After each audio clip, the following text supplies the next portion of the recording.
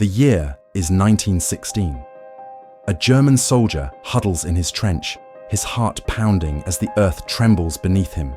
A metal beast, roaring and deflecting bullets like nothing he's ever seen, bears down on his position. What is this terrifying new weapon, and how did the Germans fail to recognize it until now?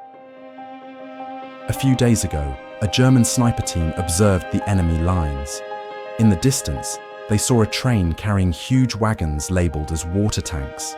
They both laughed, assuming the enemy was thirsty, while they had no problems with their water supply.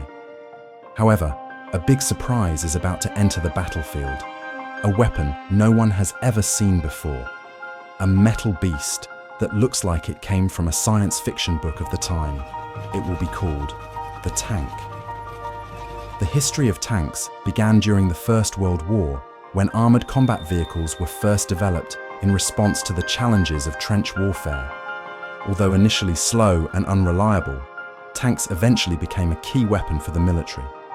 The tank was originally designed as a special weapon to address an unusual tactical situation, the trench stalemate on the Western Front of World War I. Armored tanks aimed to protect the crew from bullets and shell fragments with their armor, and to penetrate barbed wire in a way that infantry units could not, thus enabling a breakthrough in the deadlock. The device that revolutionized warfare both on the ground and in the air was relatively new. This was the internal combustion engine, which made the development of the tank possible and ultimately led to the mechanized forces that were to take on the old roles of cavalry on the battlefield. When the first British tanks were ready to be transported to the war front, they were a superweapon that needed to remain a secret. The enemy should not know what was being transported or the capabilities of the new weapon. To avoid raising suspicions, the British came up with the following plan. They decided to load the new weapons onto trains and cover them with large cloths labeled as water tanks.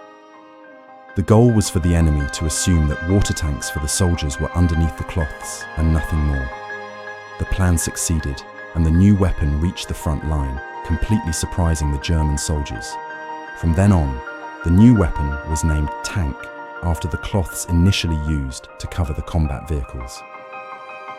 The tank's first use in combat was on the 15th September 1916 at the Battle of Flers.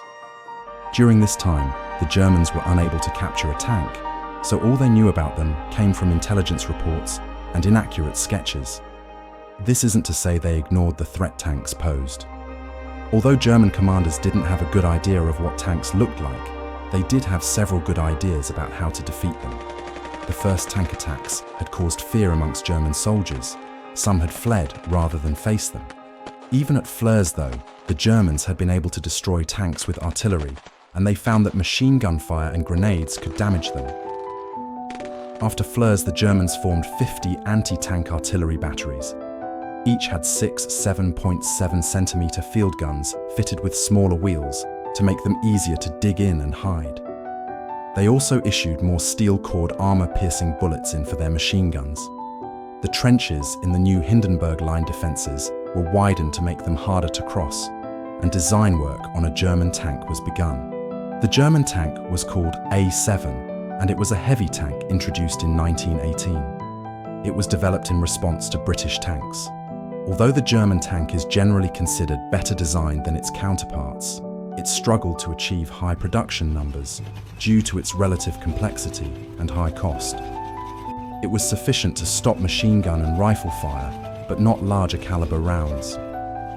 The Germans didn't invest much more in their tanks.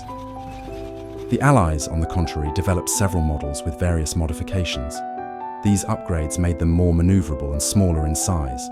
They also included rotatable turrets, which made them more effective at hitting targets during combat. Even though the war ended in 1918, the new weapon would continue to be improved and become dominant in the war that was about to happen several years later. The Second World War would involve thousands of tanks, with even more firepower, thicker armor, and more powerful engines. But that's a topic for another video. If you liked this one, please like the video and consider subscribing. See you in the next one.